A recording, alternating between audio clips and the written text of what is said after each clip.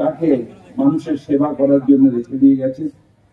বিধানচন্দ্র মাঝি আছে, সুব্রত ভট্টাচার্য আছে, লীলামতী সাহা আছেন এমএলএ, আপনারা সকল এখানে আছেন। প্রথমে শহীদ পরিবারের সবাইকে আন্তরিকভাবে প্রণাম জানাই। শহীদের রক্ত হয়নি কো ব্যর্থ, তার কারণ এই জায়গা থেকে নিয়ে শহীদ যত রক্ত এই জায়গায় বয়েছে, হয়তো বাংলায় অনেক কম জায়গায় এত রক্ত বয়েছে।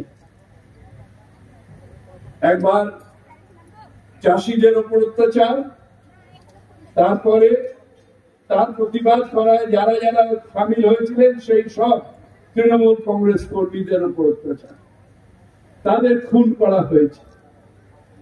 আমার যখন দেখি মাঝে মাঝে টিভিতে বসে যে যারা আজকে টিভিতে বসে হঠাৎ করে গণতন্ত্রের কথা বলেন, হঠাৎ করে বলেন ছি ছি ছি মমতা ব্যানার্জি কি করছে, বাংলায় মানুষ কথা বলতে পারছে না, তাদের মনে হয় কান ধরে এই নানুনে ঢুকিয়ে দেওয়া যে দেখ কতগুলো মা আজকে তাদের সন্তান হারা হয়েছে, দেখে যা বাংলার কি অবস্থা ছিল, তোদের লজ্জা লাগা উচিত।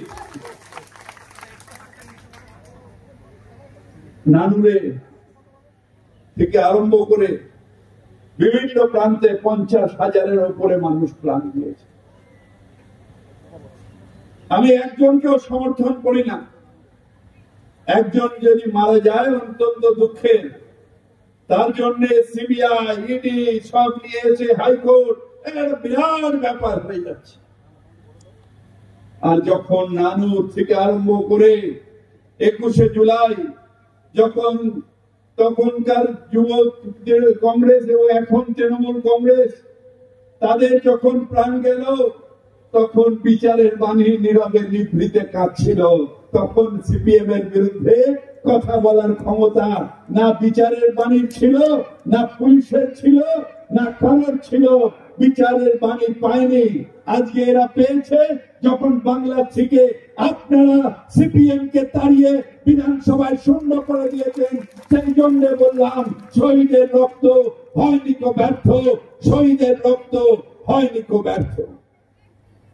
নিশ্চিতভাবে যখন দেখি টিভি চ্যানেলে বসে নাটকগুলো, আনন্দদের বসে নাটকগুলো যখন দেখি, তখন মনে হয় এরা গান্ধীজির বাঁদর নাকি, যে চোখে দেখতে পায় না, কানে শুনতে পায় না, বলতে পারে না, গান্ধীজির বাঁদর হয়ে থাকছে, টিভি চ্যানেলে হঠাৎ করে মমতা ব্যানার্জির কথা বলছে। আমরা আপনাদের কাছে নিশ্চিতভাবে সিপিএম কে আপনারা শূন্য করে দিয়েছেন। এই জায়গায় কত রক্ত ভেসেছে, কত রক্ত, কত মায়ের কান্নায় এই জায়গা ভিজেছে। তাই এই পুরো আপনাদের সকলকে প্রণাম করি। আপনারা ছিলেন বলেই আমাদের সেই লড়াই সফল হয়েছে, মমতা ব্যানার্জির সেই লড়াই সফল। বাংলায় গরিব মানুষের উপর অত্যাচার, সেই দিন ছিল বাংলায় গরিব মানুষের উপর অত্যাচার, চাষিদের উপর অত্যাচার, খেটে খাওয়া মানুষের উপর অত্যাচার, তাদের গণহত্যা সেই দিনও ছিল। আর আজকেও বাঙালিদের উপরে অত্যাচার হচ্ছে। সারা ভারতবর্ষ জুড়ে যেখানে যেখানে বাঙালিরা আছে, সেই বাংলার মানুষ আছে, সেইখানে বেঁচে বেঁচে এখন শুধু হত্যাকারীদের রূপটা পাল্টে গেছে। এখন যারা করছেন তারা হচ্ছেন, আজকে বলছেন বাঙালি আর অবাঙালির ভেদ করার চেষ্টা করছে, কিন্তু আমরা এটা বিশ্বাস করি না। আমরা বিশ্বাস করি আমরা বাংলায় সবাই মিলে একসাথে থাকবো। তাই এইখানে যখন মমতা ব্যানার্জি আসবেন কালকে, সেই মানুষটার কাছে, তার পায়ের কাছে প্রণাম করে পদযাত্রা করবেন আমাদের কবিগুরু রবীন্দ্রনাথ ঠাকুর, যিনি বলেছিলেন বাংলার মাটি, বাংলার জল, বাংলার বায়ু, বাংলার স্থল পূর্ণ হোক, পূর্ণ হোক, পূর্ণ হোক হে ভগবান।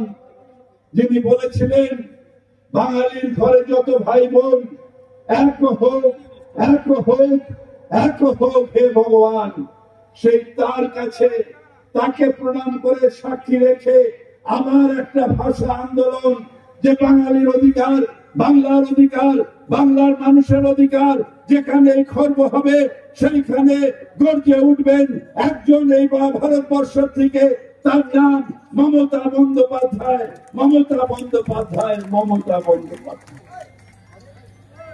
এই বিজেপি পার্টি প্রথমে ভেবেছিল বাংলাকে ভাগ করবে, হিন্দু মুসলমান করে ভাগ করবে, কিন্তু তারা জানে না যে এই বাংলায় দিদির নাম মমতা বন্দ্যোপাধ্যায় হলে ভাইয়ের নাম ফিরহাদ হাকিম হয়।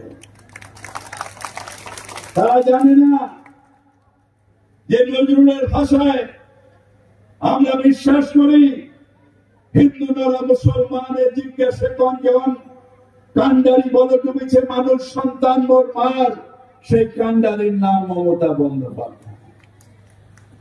তাই এখন তাদের ছোঁচা মুখ ভোতা হয়ে গেছে, এখন পাল্টে নিয়েছে, যে নিশ্চিত হয়ে গেছে যে ভুলভাল 2-4টে 20-25টা সিট হয়তো পাবে, পেলেও পেতে পারে, কিন্তু বাংলায় অস্তিত্বহীন হয়ে গেছে।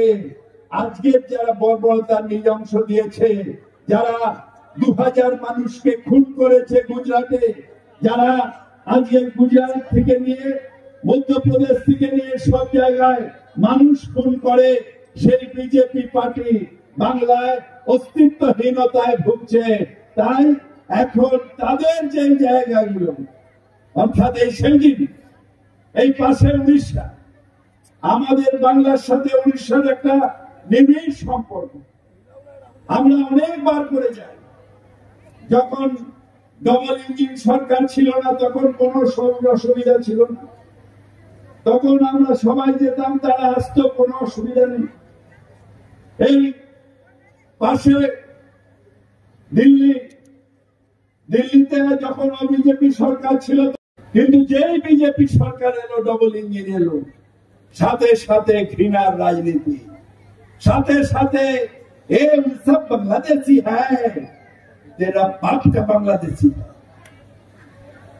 বাংলাদেশি, আমরা বাংলাদেশি, আমরা বাংলার মানুষ, আমাদের কারুকার্যে আমাদের যে কাজ, সেই কাজে হয়তো তাজমহল আমাদের এখানকার মানুষ তৈরি করেছে, তাই আমাদের নিয়ে যাওয়া হয়, বড় রাজমিস্ত্রি হিসেবে অনেক কিছু হিসেবে নিয়ে যাওয়া হয়। সেই কাজ ভারতবর্ষ অন্য কেউ করতে পারে না। আর ওখানে গিয়ে আমাদের ছেলেপুলে, আমাদের বাচ্চা, তাদের জল বন্ধ করো, লাইট বন্ধ করো। এই বাংলার উপর অত্যাচার মানছি না, মানব না। সিপিএম অত্যাচার করেছো, আমাদের রক্ত নিয়েছো, আজকে নিশ্চিত একদম জিরো হয়ে গেছো। বিজেপি তোমাকেও বলে রাখি, তুমি অত্যাচার করছো বাংলার উপরে। এই বাংলা যে আজকে সুভাষচন্দ্র বোসকে জন্ম দিয়েছে, যে মাতঙ্গিনী হাজরাকে জন্ম দিয়েছে, যে বিনয় বাদল দীনেশকে জন্ম দিয়েছে, যে আমাদের মাস্টারদা সূর্য সেনকে জন্ম দিয়েছে, হাজার হাজার স্বাধীনতা সংগ্রামীকে জন্ম দিয়েছে, এই বাংলা ভয় পেতে জানে না, এই বাংলা মাথা নত করতে জানে না, এই বাংলা লড়তে জানে, আর বলে লড়বো লড়বো লড়বো। যতদিন না ভারতবর্ষ থেকে বিজেপিকে সরাবো ততদিন লড়বো, আর বলবো মমতা ব্যানার্জি এগিয়ে চলো, আমরা তোমার সাথে আছি, আমরা তোমার সাথে আছি, আমরা তোমার সাথে আছি। জয় হিন্দ, বন্দে মাতরম। তৃণমূল কংগ্রেস জিন্দাবাদ, মমতা ব্যানার্জি জিন্দাবাদ।